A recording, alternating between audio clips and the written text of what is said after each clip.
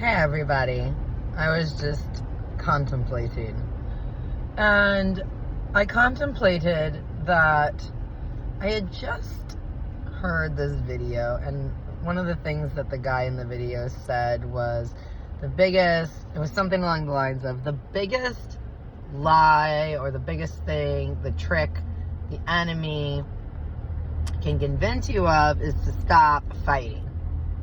Like, he can lie to you and say it's not going to work out, like there's no point, and get you to give up. But all he's telling you are lies, and he's trying to trick you into stop fighting. Like, and so that's like, and I'm like, okay, that kind of makes sense. But then, me always bipolaring, opposite everything, I was like, but couldn't it also be the opposite? And couldn't that be the devil's biggest trick, is to convince you to fight when you don't have to? Or when you shouldn't? One of the things I've been learning about God is you don't have to fight if you're walking with God. He fights. You just gotta hang out with him. Like, you just gotta show up and watch.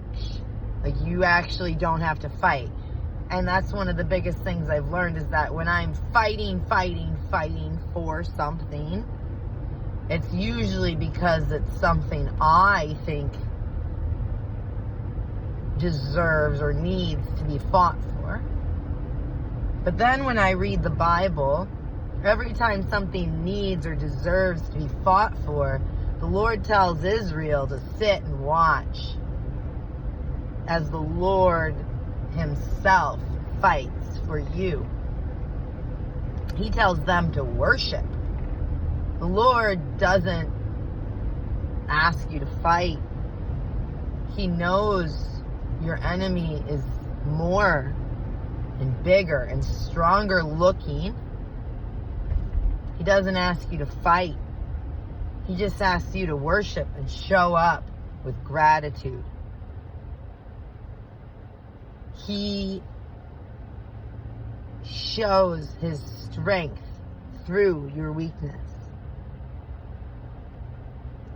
And the more I've learned to let go and to stop fighting,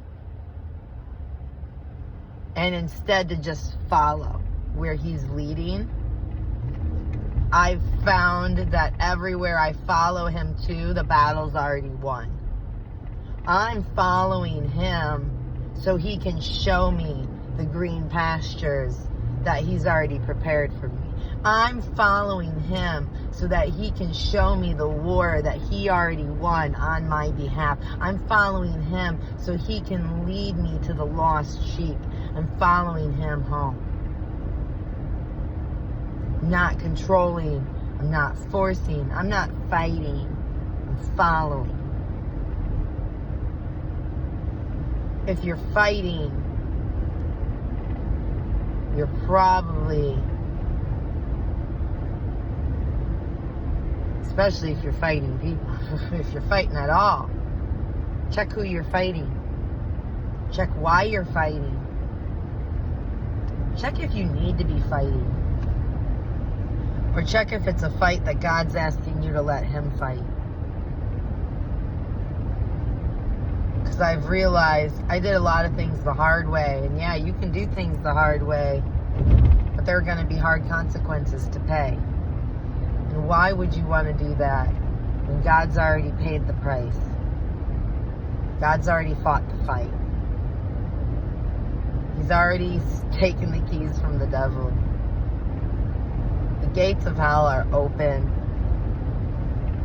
It's our job to guard them. It's not a fight. It's a guide. A light. The truth. Share it. Don't hide it under a bushel. The gospel, the good news, The story, it's so simple. It does take childlike faith to believe, because it's too good to be true. Like, it's too perfect. And it's our human temptation to not trust that and to fight it. But that's not what we're supposed to be doing. I love you guys. I want peace.